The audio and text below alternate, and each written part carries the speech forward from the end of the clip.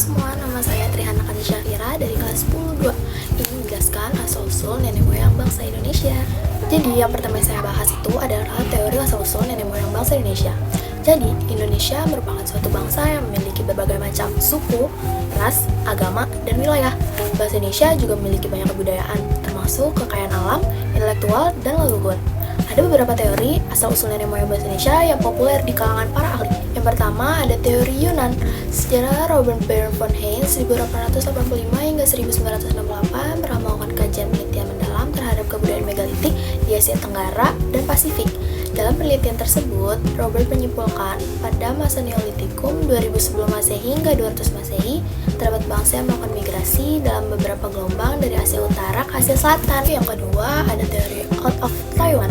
Teori Out of Taiwan ini menempatkan Formosa atau Taiwan menjadi asal-usul nenek moyang bahasa Indonesia karena argumentasi ini berdasarkan pada pendekatan kebahasaan di mana keseluruhan bahasa yang digunakan suku-suku di Indonesia berasal dari rumpun Austronesia. Lalu bahasa Austronesia melakukan migrasi dan menyebar ke wilayah Indonesia, Madagaskar, hingga pulau-pulau kecil lainnya di sekitar Pasifik. Penelitian kemudian dilanjutkan menggunakan pendekatan genetika untuk mencari asal-usul bangsa Indonesia. Jadi, pendekatan genetika ini merupakan besaran asal-usul manusia berdasarkan dengan penelitian kromosom maupun DNA. Hasil penelitian tahun 2018 terhadap 3.700 sampel bangsa Indonesia dengan 35 jenis etnis yang berbeda dihasilkan bahwa orang-orang Indonesia itu memang memiliki kecocokan genetika dengan bangsa Austronesia. Dengan demikian, teori Out of Taiwan lebih kuat karena disertai bukti-bukti berupa kecocokan genetika yang dilakukan pada kromosom manusia modern. Yang ketiga, ada teori Nusantara. Pada teori ini dijelaskan bahwa asal-usul nenek moyang bangsa Indonesia berasal dari Nusantara itu sendiri. Menurut teori ini, bangsa Melayu merupakan suatu bangsa yang memiliki peradaban yang tertinggi. Peradaban tersebut tidak mungkin didapat apabila tidak melalui proses yang panjang dari perkembangan zaman sebelumnya. Selain itu, teori ini juga menyebutkan bahwa adanya kebudayaan orang Melayu adalah keturunan dari Homo soloensis dan Homo ajacensis. 4. Ada teori Out of Africa. Teori ini menyatakan bahwa nenek moyang dari bangsa Indonesia berasal dari Afrika. Argumentasi teori Out of Africa ini didasarkan pada ilmu genetika melalui penelitian mitokondria baik laki-laki maupun perempuan. Pada tahun 55.000 sebelum Masehi, orang Afrika bermigrasi ke wilayah Asia Tengah dan mulai memenuhi sebagian besar wilayah tersebut. Mereka juga mulai masuk ke Asia Timur pada tahun 45.000 sebelum Masehi. Manusia sudah menyebar ke wilayah Rusia, Eropa, Asia Tengah, Asia Tenggara, dan Australia. Pada sekitar tahun itu, bumi sedang mengalami zaman es atau zaman glasial. Perpindahan bangsa Afrika ke Asia kemudian terpecah menjadi beberapa kelompok.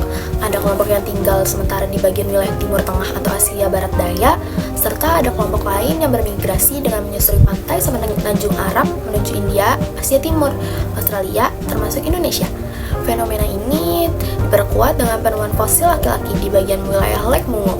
Lalu saya akan membahas persebaran suku bangsa Indonesia. Jadi, kita dalam memahami asal-usul nenek moyang bangsa Indonesia, hal utama yang harus dipahami yaitu sejarah kelahiran umat manusia. Menurut pendapat Serasi Saudara, penduduk asli Kepulauan Indonesia adalah ras berkulit gelap dan bertubuh kecil. Yang pertama itu ada Proto-Melayu.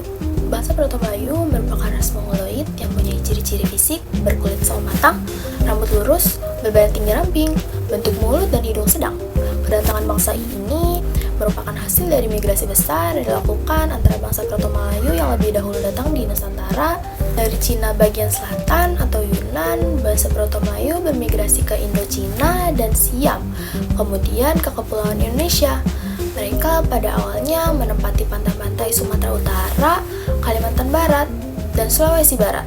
Proto-Melayu memasuki wilayah Nusantara melalui dua jalur, antara lain yang pertama ada jalur barat melalui Malaysia Sumatera, meliputi daerah Cina Selatan yaitu Yunan, lalu ke Selat Malaka Malaysia, lalu Pulau Sumatera, dan lalu Pulau Jawa, dengan membawa kebudayaan Neolitikum berupa beling persegi.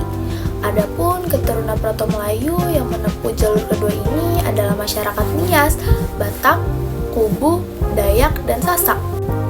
Yang kedua, ada jalur utara atau timur melalui Filipina, Sulawesi, meliputi daerah Cina Selatan, yaitu Yunan, lalu ke Taiwan, lalu ke Filipina, lalu Pulau Sulawesi, dan Papua, dengan membawa kebudayaan Neolitikum kapak lonjong. Oleh karena itu, di bagian timur Indonesia ditemukan banyak alat kebudayaan Neolitikum yang berbentuk lonjong. Keturunan Proto-Melayu yang menempuh jalur ini adalah masyarakat Toraja. Bahasa Proto-Melayu memiliki kebudayaan yang lebih tinggi daripada manusia purba pada masa sebelumnya. Kebudayaan bangsa ini disebut dengan kebudayaan Neolitikum. Hasil kebudayaan bangsa Proto-Melayu yang terkenal adalah kapak persegi yang ditemukan di wilayah Indonesia bagian barat, yaitu Sumatera, Jawa, Kalimantan, dan Bali.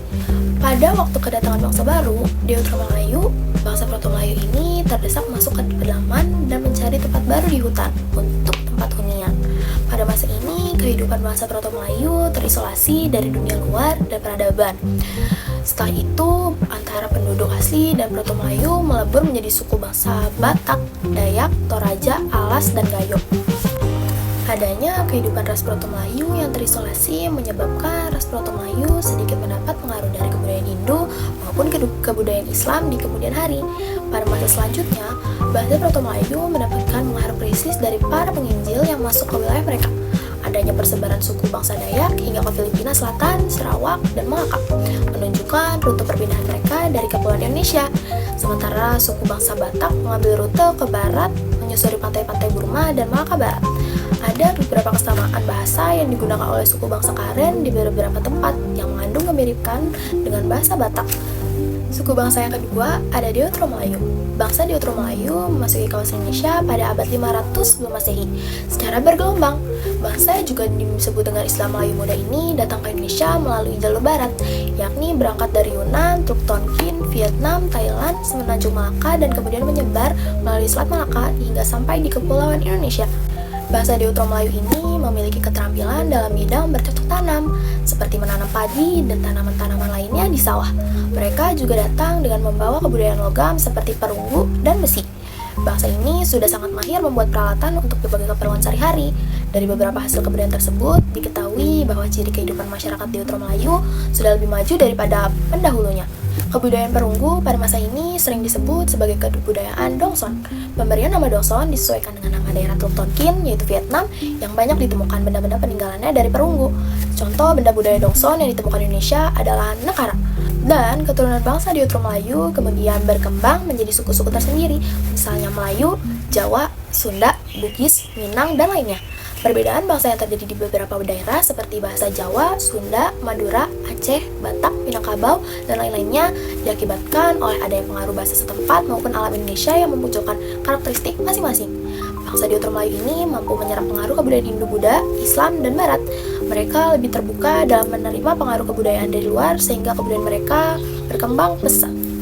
Yang ketiga ada ras Melansoid. Ras Melansoid ini diperkirakan merupakan ras yang pertama kali bermigrasi ke kepulauan Indonesia sebelum kedatangan bangsa Proto-Melayu dan Deutero-Melayu. Bahasa Melansoid mulai menetap dalam bentuk semi-nomaden pada awal migrasi ke kepulauan Nusantara. Pada tahap awal, mereka hanya memanfaatkan lahan yang subur untuk ditempati. Kemudian, setelah sumber makanan habis, mereka berpindah tempat. Mereka bermukim di daerah dekat aliran sungai atau sumber air. Kedatangan ras Melansoid di Papua berawal dari zaman es berakhir atau pada tahun 70.000 sebelum Masehi. Pada saat itu, kepulauan Indonesia belum berpenghuni ketika suhu turun hingga kedinginan maksimal dan air laut menjadi beku. Permukaan laut menjadi lebih rendah 100 meter dibandingkan permukaan saat ini. Pada saat itulah muncullah pulau-pulau baru.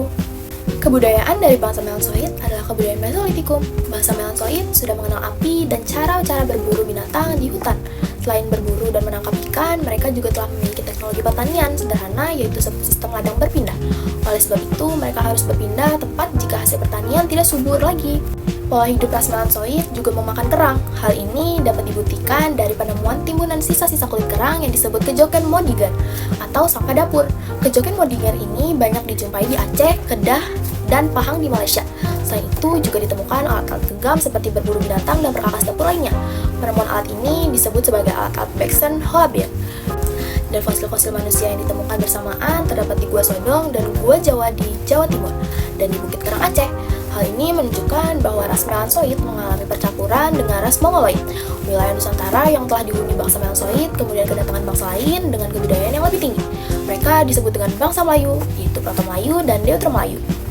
Dan sisa-sisa keturunan bangsa Melansoid ini masih dapat kita jumpai seperti suku anak dalam di daerah Jambi dan Palembang, suku Saka yang terdapat di Siak, suku Pubu atau suku laut di pedalaman Malaya, dan suku Papua Melansoid di daerah Sumatera Selatan, orang Semang di pedalaman Malaya dan masyarakat ini dapat ditemukan.